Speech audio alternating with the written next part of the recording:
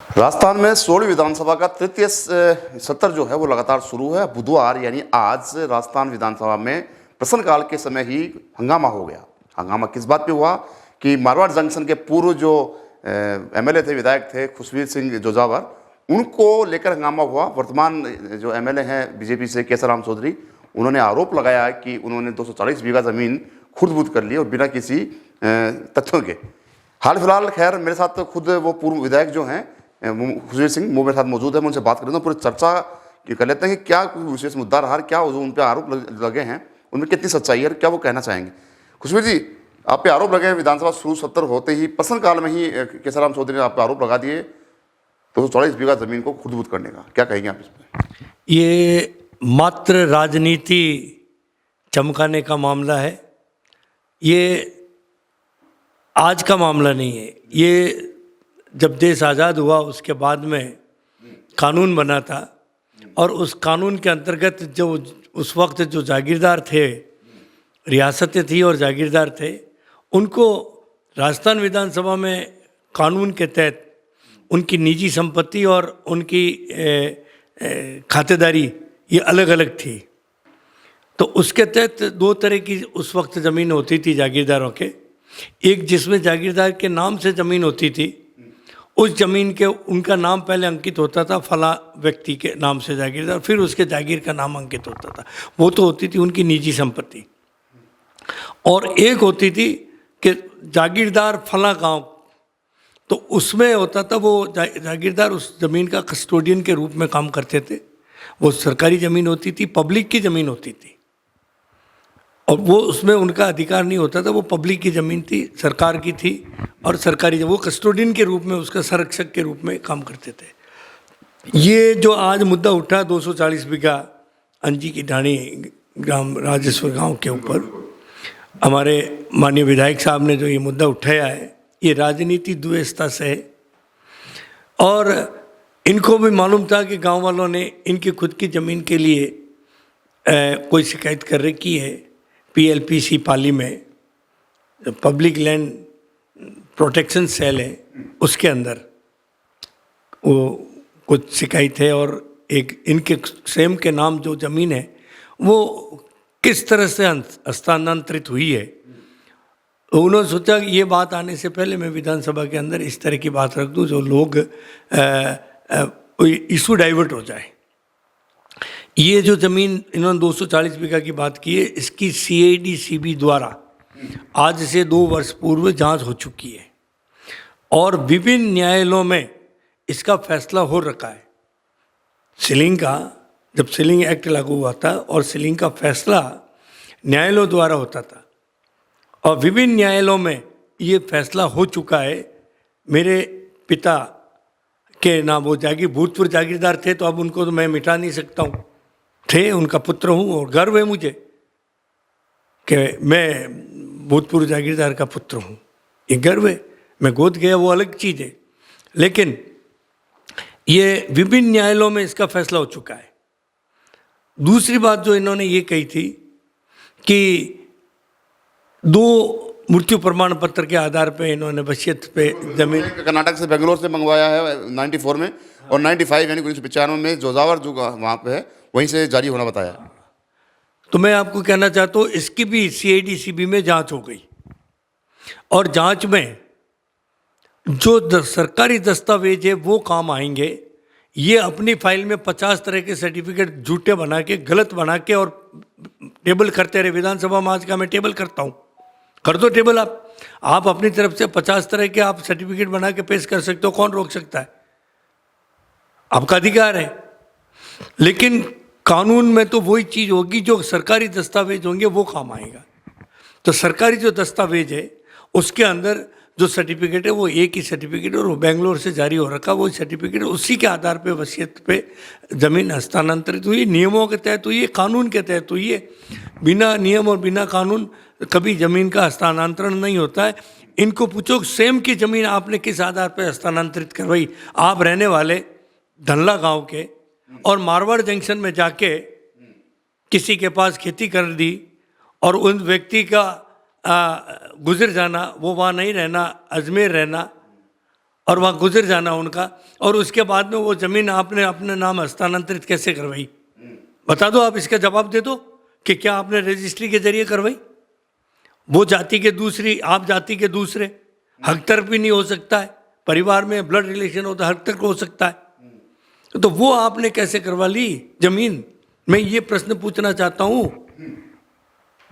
और मेरी जो हुई है नियम और कानून के तहत हुई है, CIDCB में जांच हुई है और जांच में FR लगी है, और नियमों के तहत और विभिन्न न्यायालयों के निर्णय के आधार पे सीलिंग के तहत जो मेरे पिताजी की जो उक्त जमीन का जो ये ब्यौरा दे रहे हैं, निर्णय हो चुके हैं, और उस निर्णय के आधार पर वो मेरे अकेले की नहीं, 20 लोगों की और क्या वो जमीन है।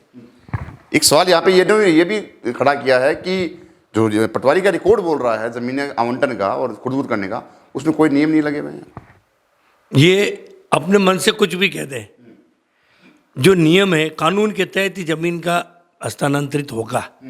आप आरोप कुछ भी लगा सकते हो, जांच हुई, पुनः जांच करवा ले, डॉक्यूमेंट कहीं जा नहीं सकते, लिखा हुआ चीज़ कहीं जा नहीं सकता है, 1000 बार जांच करवा ले, और दावे के साथ मैं कहता हूँ अगर जांच में दोषी हूँ, मुझे सज़ा मिलेगी, जेल होगी, जो भी होगा मैं सहर्ष स्वीकार करूँगा, लेकिन सेम ने ज़मीन किस आधार पर हस्तांतरित करवाई ये मुझे बता दें। आप जाति के चौधरी और वो व्यक्ति जाति का मालिक, और उनकी ज़मीन ने आपने कैसे हस्तांतरित? जमीन लगभग कराई ये मेरे पास में आंकड़ा नहीं है, लेकिन काफ़ी बड़ी ज़मीन है। वो ज़मीन इन्होंने जरिए रजिस्ट्री नहीं हुई है, दावे के साथ मैं कह सकता हूँ। आपने हस्तांतरित कैसे करवाई? पाली जो PLPC में आपका जो चल रहा केस, क्यों नहीं जांच करवा रहे हो आप? क्यों पेंडिंग पड़ी है वो जांच? लंबित 6 महीने से लंबित क्यों पड़ी है? आपने कहाँ अतिक्रमण कर रखा? सड़क पे, गैर मुमकिन सड़क पे, तालाब पे आपने जो अतिक्रमण कर रखा है, और दूसरों के लिए आप झूठे आरोप लगा के अपनी बात को डाइवर्ट करना चाहते हो, ये पब्लिक कभी बर्दाश्त नहीं करेगी। मैं आपको कह रहा हूँ, अब जनता जग चुकी है। खुशबीर जी, एक सवाल इन्होंने ये भी दागा है कि जिस बंदे के पास, जिस व्यक्ति के पास 1088 बीघा जमीन ऑलरेडी हो, तो उसको घोड़े चराने की जमीन के लिए जरूरत कहाँ पड़ गई?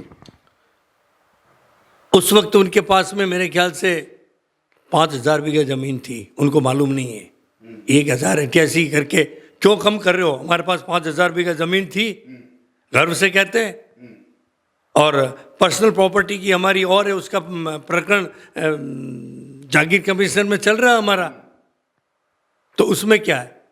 वो कानून अपना काम करेगा, उनके कहने से मेरे कहने से कुछ थोड़ी होगा, कानून अपना काम करेगा। वो डबल डेथ सर्टिफिकेट की बात भी सामने आई है कि कर्नाटक के बेंगलोर से 94 में 1994 में भी एक सर्टिफिकेट जारी हुआ, फिर उसी व्यक्ति का 95 में 1995 में जोजावर से जारी हुआ, और सब आपकी मिली बता रहे हैं। ये जो बता रहे हैं जोजावर से जो जारी हुआ है, इसकी मैं खुद मांग करूंगा कि ये सर्टिफिकेट आपके पास आया कहाँ से?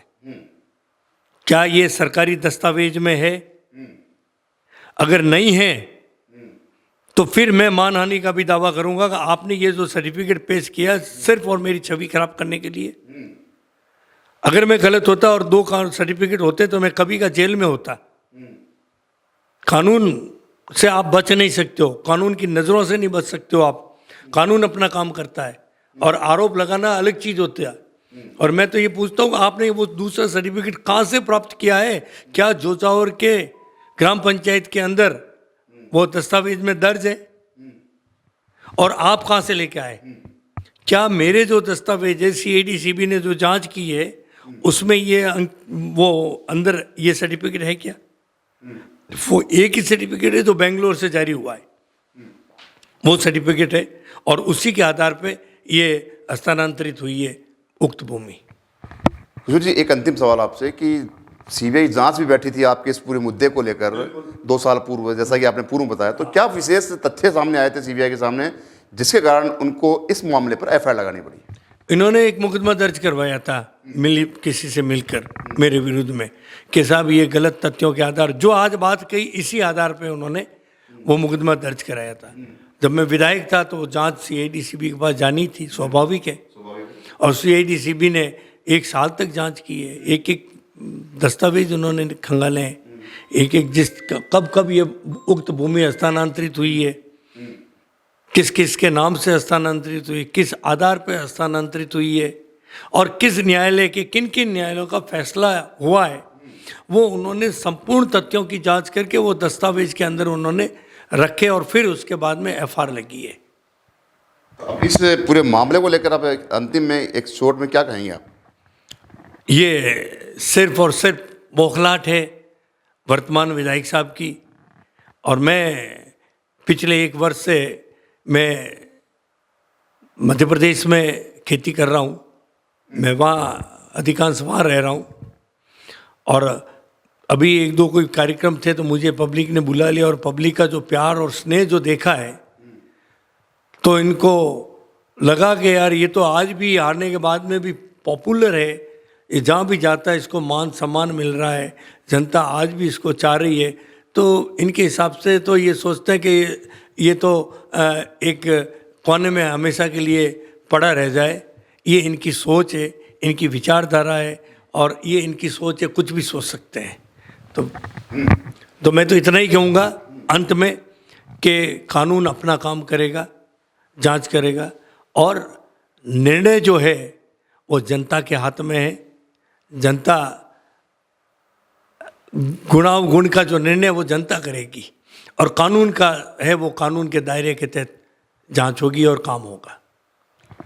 देखिए, ये मेरे साथ खुशवीर सिंह जोजावर जो पूर्व मारवाड़ जंक्शन के तहसील है वहाँ के विधायक रहे हैं। इन्होंने साफ कहा है जो आरोप है, जो हंगामा सदन में इनकी औरण को ज़मीन को लेकर हुआ 240 बीघा को लेकर, वो पूरे आरोप निराधार है। इन्होंने ये भी बताया है कि इनके पिता केसरी सिंह गिरदावर थे, जागीरदार थे, और जागीरदार उनके व्यक्तिगत निजी रूप से उनकी ज़मीन जो उनके नाम आवंटित थी उन्हीं को लेकर इन्होंने हंगामा किया है। और हंगामे करके अब जो हुआ है सुबह विधानसभा में आज बुधवार को, उनको आरोप जो लगे हैं उनको सबको निराधार बताते हुए, बल्कि उन्होंने केसाराम चौधरी वर्तमान विधायक है उन्हीं पे ज़मीन खुर्द-बुर्द करने और अतिक्रमण करने और अपने विधायक का नाजायज फायदा उठाते हुए ज़मीनों पर आग जमाने, कब्जा करने के जैसे आरोप लगा दिए हैं। अब देखने वाली बात यह है कि लगातार सरकार कोशिश कर रही है कि ऐसे भ्रष्टाचार के मामलों को उजागर करके उन पर लगाम कसी जाए। तो अब दोनों विधायक आमने सामने हैं, पूर्व विधायक जो जोधावर मेरे साथ बैठे हैं, खुशवीर सिंह भी वो भी, और वर्तमान जो केसाराम चौधरी वर्तमान विधायक है, उन्होंने जो आरोप लगाया वो भी आमने सामने एक दूसरे पर आरोप लग रहे हैं। सहयोगी कैमरा पर्सन रवि के साथ संदीप अग्रवाल, कोड़ा न्यूज़, जयपुर।